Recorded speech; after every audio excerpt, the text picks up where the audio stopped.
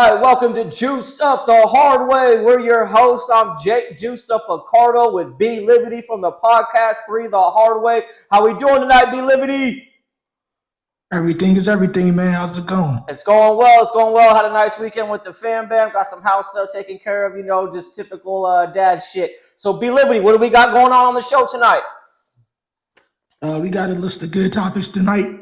We're going to go over our NFL coaching changes one by one. Get your thoughts on that, and I guess you ready to kick it off, man? Yeah, let's go. What do we got? What's the first one? All right, so starting off, we got ex-49ers defensive coordinator Robert Saleh was hired to be the coach for the who did he get hired by? He got hired by the Titans. He was by the Titans. Houston Titans, yeah. Tennessee Titans, yeah. Also, Tennessee Titans, and I think they also picked up Brian DeBall, who's the ex-coach of the NFL Giants, who will be their offensive coordinator. Yep. What do you think of this hire selection as far as Robert Saleh as the head coach and picking up DeBall from the Giants? I think it's like with this hire from where firing Mike Vrabel and then coming back to this type of personality, I think they realized what they kind of lost in Mike Vrabel and what they actually had in him. So it was one of those things like you don't know what you have until it's gone. So I feel like they kind of went in that same direction, defensive-minded, strong personality. He's going to be a player's coach. He's going to love his players. I thought he kind of got the short end of the stick with the Jets. A lot of stuff wasn't under his control. A lot of stuff he didn't have to say. Yeah, that's the Jets, though. That's an organization with the Jets, though. Yeah, so that whole situation fell apart. But when it comes to coaching defense and the way he coached the Niners this year with all their injuries, I think it's a great hire. I think DeBall at OC is a great OC also, coming back from being a head coach. So he'll be able to kind of reestablish himself in the football as a coordinator, and then maybe get a head coaching job in the next season. I actually think this is a good pair. Like you said, I like Saleh being the head coach, defensive minded. The thing that I worry about is just the personnel side, because I think DeBall is actually a good offensive coach. Yeah. What he was able to do with the Giants early season, after even having the injuries early. They had some bright spots on that team. I kind of think he should have got another season there personally. If they were injury free. Mm-hmm. So I was surprised that they got rid of him mid-season, but I think this is a good pickup for the Titans nevertheless. Yep. You got a young quarterback in Cam Ward that I think he'll be able to get a lot out of. He has a lot of athleticism, similar to Jackson Dart, a good solid arm.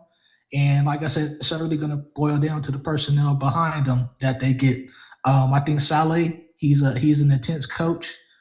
He's going to mirror what Vrabel was able to do with that team while he was with the Titans.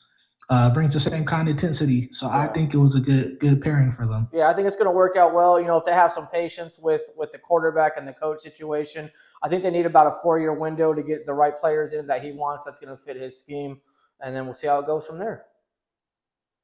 Yeah, the only thing you hope, and this is with all these coaches, that they get their just chance, man. You got to have a real chance to change the culture. The way Dan Campbell did with the Lions. It took him 3 seasons to get to where, they are. And hopefully you hope all these coaches get that kind of chance, especially with Saleh's experience. He's been a head coach before. He's been around the league. So hopefully he gets his fair shot, man. That's all you can hope for. Exactly. I agree.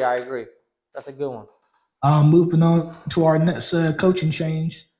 Todd Monken, ex-Baltimore Ravens offensive coordinator. He's now going to be coaching the Cleveland Browns. Yeah.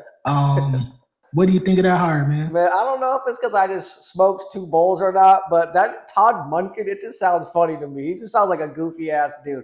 But I think it was one of these hires where it was really that was pretty much the market for him. A lot of coaches were turning down interviews, turning down second interviews with the Browns. So I think it was kind of just like, hey, you want to come coach us? Or like, what's up? Like, I think there wasn't a lot of options left. They did want Shedeur with the Ravens last season, but he told them not to draft him because he didn't want to back up Lamar. So maybe now this is kind of Monken getting the quarterback that he kind of wanted to draft and develop in Shedeur Sanders. So that'll be an interesting dynamic and seeing how well they work together and how it goes forward with Deshaun Watson. I kind of think it's a good hire because they're a team that has a solid defense. If you could keep that foundation there, I wasn't too cool with Stefanski, what he did with the offense last season. I think Monken is definitely a step up.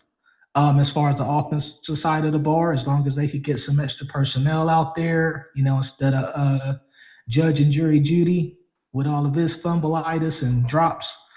Another thing to where it comes down to the personnel. I'm not sure Shador is going to be their starter. Of course, they got Deshaun Watson in his big ass contract, and you Yeah, can't let him sit I on the think bench you're in the regular financially season. obligated to start him just based off of Yeah, the. yeah, I think it's that's just too much money on the books. Too much money on the books for him to be sitting as a healthy scratch. Like, no, that's not yeah, happening. or the three. But I think watching the Browns, and I think they got the good running back in Jenkins. They got Njoku at tight end. They got a stout defense, even though Jim Shorts ended up walking out since he didn't get the job. But I think if you get the right coaching, a couple free agents, a couple draft picks, I think they got a good little start with them. Obviously, receivers where they're kind of hurting. They did trade Newsome, their corner, to the Jaguars in season. But as long as you got Myles Garrett there and you hit you really got to hit the draft well. And I feel like that's going to be the same thing with the Titans. Yeah, I mean, you got Njoku. I don't know if he's going to come back. He especially had his injury last season as well, so he might be a late one starting. But I definitely liked Harold Fanning Jr. Yeah. He had a pretty solid season for him as well. So I mean, they got some minor pieces, and I think Munkin's touch. He was able to make Lamar Jackson. Well, I won't say he made him because Jackson had already won an MVP prior to that, but Jackson was able to have another MVP season after that, and some people thought he should have won it last year as well, last season. So I definitely think it's a good pickup as far as that having that contrast between the defense and offense. And like I said, I think he's a step up from what Stefanski was doing with that team last year Yeah. or this season. Yeah. Exactly. Moving on, All right. we got someone from your squad, Yeah. now Yeah. formerly of your squad, Jesse Minter. He's an Yeah, enemy. Jesse Minter Yeah. as defensive coordinator from the Chargers. He's now going to be coaching the Baltimore Ravens. Um, what do you think of that? And as far as the Ravens' needs, how do you think that fits I their mean, needs? obviously, being the Chargers are my team, and I'd prefer him to be with us and run the defense. I think you got to try it out and see what happens if you get hired. I understand he was like a big name out there, but I felt like he could have used a couple more years under his belt as a DC to kind of prove himself a little more. So I thought maybe it was a little too quick of a hire, but he was also a hot commodity, so you got to take it while he's hot. He does have experience within the Ravens organization. He was there prior to going to Michigan with Jim. Him and Mike McDonald actually kind of flip-flop roles, and McDonald ended up becoming the Ravens DC. So he does have a little bit of NFL experience, prior to the Chargers, working at college. So good luck to him. I hope he does well in that division. It's not the toughest division. I think they got every team has a new head coach pretty much in that division. You got the Browns, Ravens, Steelers, all got new coaches. So we'll see how it goes with all these new coaches and just kind of see how they turn these rosters. This is another one of those moves to where I guess the coach goes against the opposite of their strength. Yeah. So with the Ravens, their strength is their offense, and their defense has been pretty weak the last couple seasons. It just Right. hasn't been what we know of that Ravens defense. Yeah. Coming from the days of Ray Lewis and Ed Reed, Terrell Suggs, they haven't had that kind of dominant defense. So I think this is definitely a step in the right direction. Hiring a mentor. Yeah. He had that Chargers defense balling out even with all the injuries they had this Yeah. season.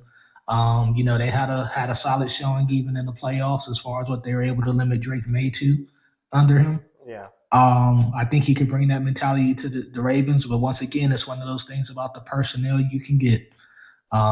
They're definitely an agent going to back end, so if they could get some free agents in there, some good draft picks, shore up that secondary definitely. And they definitely need to get younger Yeah. and get back to the days of their front four having a dominant pass rush. Right. But I think he's definitely the kind of guy that can instill that mentality back in him. So I think it was a good hire for him. Yeah. I think so. Their best defender is Hamilton, and he's kind of like a hybrid safety, kind of like how Derwin is. So Mentor will definitely be utilizing him in that aspect, and then also, so he'll be utilizing that aspect. And then I think they just got to get solid at the middle linebacker position. They traded, they let one of their middle linebackers go on free agency. He ended up signing with the Steelers. I can't think his name off the top of Yeah, my Tommy head. Queen. I think Yeah. Tommy Queen was definitely So the I heart of think that squad. they need to get back to middle linebacker like those Ray Lewis days you were saying, where they got some dudes that are just going to stuff the run that are going to go hard. So hopefully they can turn their defense around for sure in that division. Okay. Next we got. I'm not sure how I feel about this one, man. I think this is one of those ones where I'm like, it's not that super, but Yeah. I'll get your take on it, man. John Harbaugh was named the New York Giants head coach. Okay. What are your thoughts on that one and that pickup for them? I'm gonna give you the floor on this one since you already kind of spoke, put a little feelings out there. So I'm gonna let you go. I'm gonna let you have the floor on this one. Go ahead. You go first. I don't think it's the best hire for them. I don't know. I just haven't been feeling Harbaugh. He just wasn't doing that great with the Ravens as far as utilization, or doing what's best for that team. Making the right calls at the right moment. They had situations where with Derrick Henry, he might rush for 100 yards in the first half and then he doesn't touch the ball Yeah, again. that's your I boy mean, they Munkin. I don't know if that. Yeah, I don't know if it's necessarily Monken or Harbaugh. I think Harbaugh had his hand in it. And he's definitely, at the end of the day, he's the head coach, and Yeah, he has final say as far as like we need to keep drilling it if we're doing that good. yeah, He definitely had the influence there, and I just feel like he lost track of that team on yeah, both sides of the ball between offense and defense. I don't know. I just don't know if he's the right voice for this young Giants team. yeah, That's what I think because they're definitely a young team. I can't think of the name of the receiver that got injured for the year. yeah, Neighbors. yeah, yeah, He'll yeah, be coming back. He's yeah, he's still a young guy. yeah. Jackson Dart's a young guy. They got some young They'll be getting defenders. Scatterbo. Yeah, Yeah, they'll be getting Scatterbo back next season. yeah. They're just a young team, and They I don't got know if yeah, he's the right voice for that team. yeah. And I mean, where they start off on defense, they're good on the D line. They got Blackburn and then the other guy from the Panthers that they got like last year, I believe. So their D line is pretty solid on the pass rush. Clean up the secondary, get some better coverage guys in there.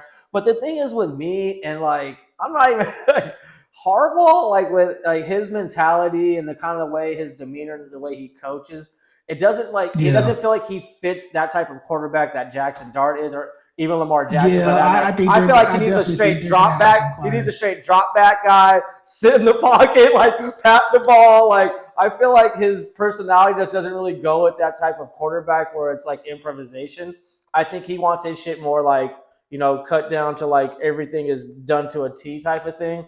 So I always thought it was a funny combination with him and Lamar Jackson because they just seem like such opposite type of personalities. And I feel like your coach and your quarterback kind of have to have the same type of vibe or personality in a way. You know what I mean? Like I don't see, John Harbaugh bumping some hip hop with Lamar Jackson at the pad. Like, you know what I mean? Like I just don't see it. So Yeah, I just feel like yeah. I mean, I don't think it's a good hire for them either. I think they could have went in a better direction, maybe a younger direction, being that the team is so young. So we'll see how they do and how receptive the players are to John Harbaugh and if his voice has any type of influence in that locker room. So we'll definitely check it out.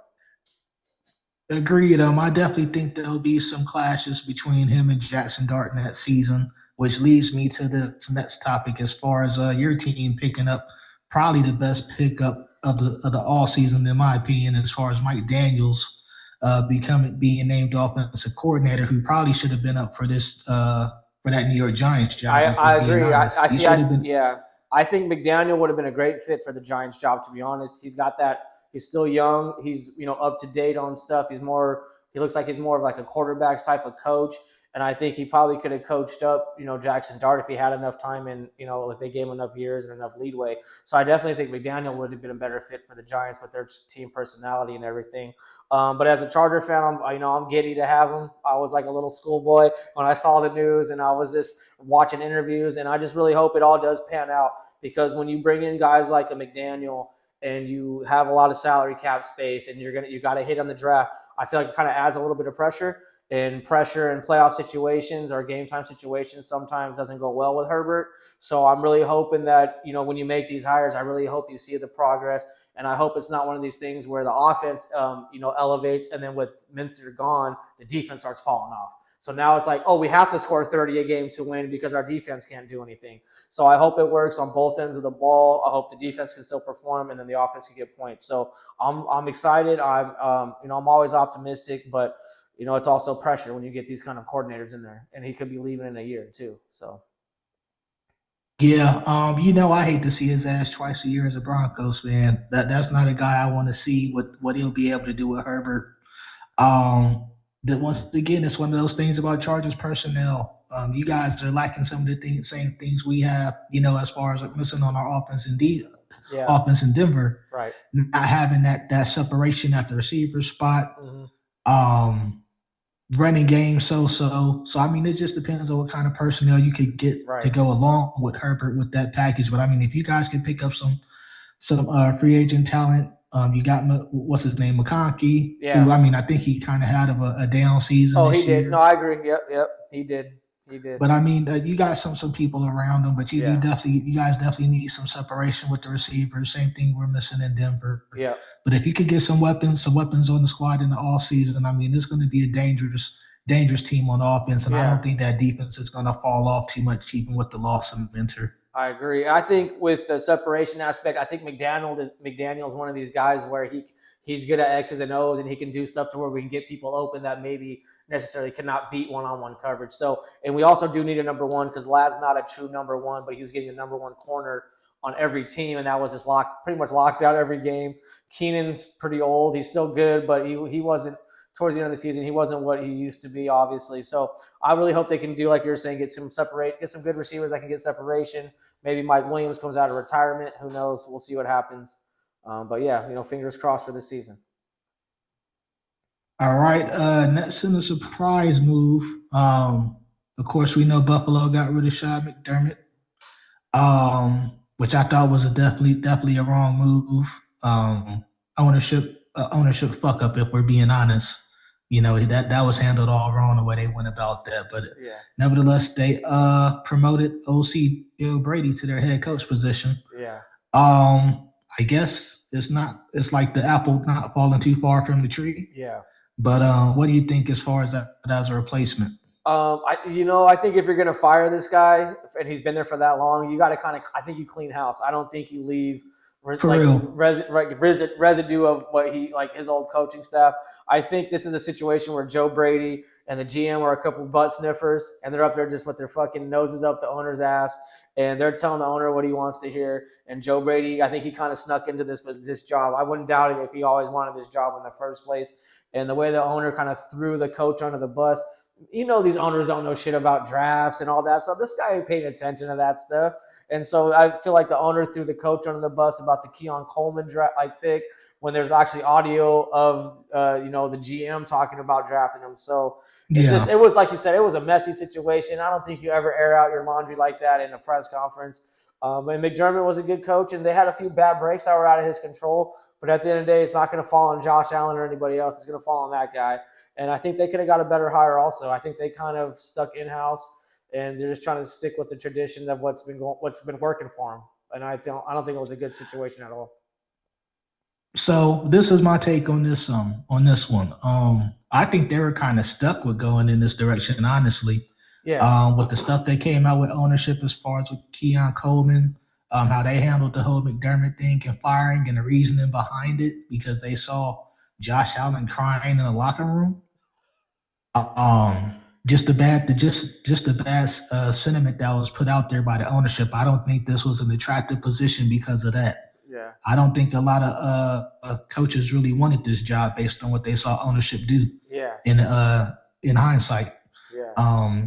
I think it was an attractive job for coaches, and I think they kind of got stuck with going Joe Brady. Yeah. It's kind of going with kind of like our presidency.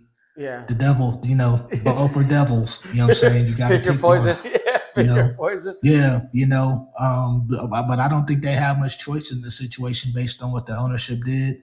It left a sour taste in a lot of people's mouth, and I wouldn't be surprised if many coaches didn't really want to interview for that position based on what ownership did. Right. So I think they were stuck with this one. Yeah, I think, yeah, and I don't know what the timeline is going to be for this guy, and they don't have a lot of cap space, so it's going to be interesting to see how they're going to accommodate Joe Brady as a head coach now with this roster. They don't have any breakaway receivers or get open receivers. A lot of it's Josh Allen improvising, and then they just got James Cook. So we'll see how what the process is going to be with this hiring and how much say he's going to have in players that he wants to grab. Yeah, I mean, I feel like that window is officially closed. They should have blew it up. I think that window is closed. I agree. I think that window is closed. I'm on the same page. But moving on. All right. Moving on. we got the Atlanta Falcons. They selected their head coach, which was kind of a surprise for me with who they picked, considering who was out there and available. They picked up that's Browns coach Kevin Stefanski. What are your thoughts on this one? I can't believe this guy got hired this quick. I'm pretty surprised. I thought he might have been one of these guys that has to sit out for a year or maybe take an OC Mhm. job. I was surprised this guy got hired this fast.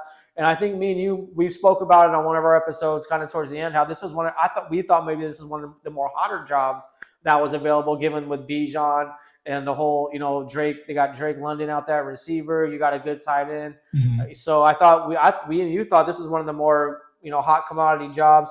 I thought McDaniel would have been another good fit for this one. The quarterback situation is a little Mhm. sticky. I think Cousins might be getting traded or possibly released. So I think with them, I don't know how much stock they're gonna put in Penix, or if they're gonna try to draft another quarterback or sign a quarterback. But I was surprised on this one. I didn't think this guy was gonna get hired right away, to be honest. Yeah, I think it's a terrible hire. They made the decision way too soon, in my opinion. Yeah. Um, there are a lot of positions available, a lot of coaches out there.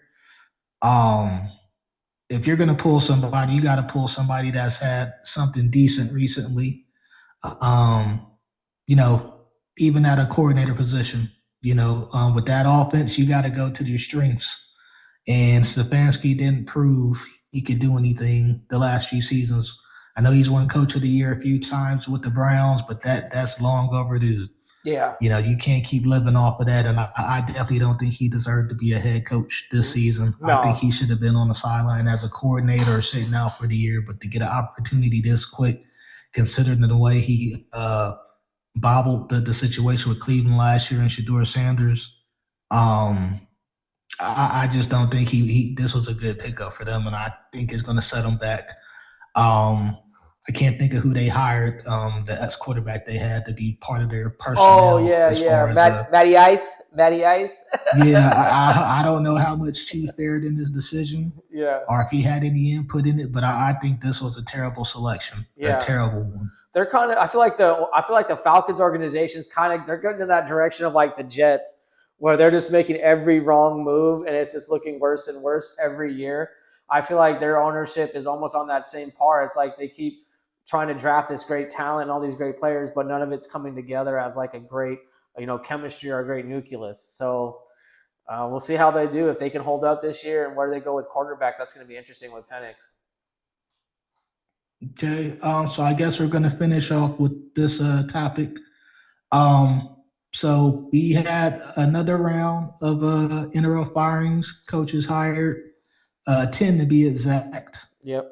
Um, no black coaches were hired in this round, and only one was interviewed. I mean, you got guys available like Raheem Morris, Coach Vance Joseph from my team, the Broncos, that probably deserved a shot. Eric Bieniemy, you got guys out there that are proven commodities in this league and have been great coordinators and probably deserve another chance, especially Raheem Morris. Yeah. Um, yeah, and I mean the only one that was interviewed was from the Sean McVay tree. He was interviewed by the Browns, which Yeah. wasn't necessarily a desirable job in my opinion. Yeah. Um, Nate Shieldhouse, but not one was hired in this off season. And the Rooney Rule seems not to be working because, like I said, only one was interviewed this round, and that they're supposed to interview at least one. Yeah. So let me get your thoughts on that, man. As far as the Rooney Rule not being enforced, and what's the purpose of it if Yeah. we had to keep reexamining it? Yeah, I guess obviously me not being black, so I'm coming from a different perspective, a different set of eyes. It's kind of like when you sit back and think about it, it's kind of crazy the lack of African American, I guess, overall coaches there really is, from assistants to position coaches to coordinators, because the league is generally probably about 75 to 80% African American players. Last time I checked, you know what I Yeah. mean? So the fact that there's still like a low population of coaches that are African American, like at the assistant level to the position level, I feel like that's another question to raise up. And I think someone's brought that up in the past. Like, why are these guys not getting developed more as assistants? And, like how you see some of these guys like a Sean McVay started in the film room. Like, where are these why are there's not more African American people either getting hired for these positions, or why is there no interest from the African American ex player to like want to get into coaching per se? You know what I mean? It feels like it's more of your backup quarterback. The white guy is usually like a coach, like within his second year of like retiring because he's been a coach for his whole time playing because he's been a backup.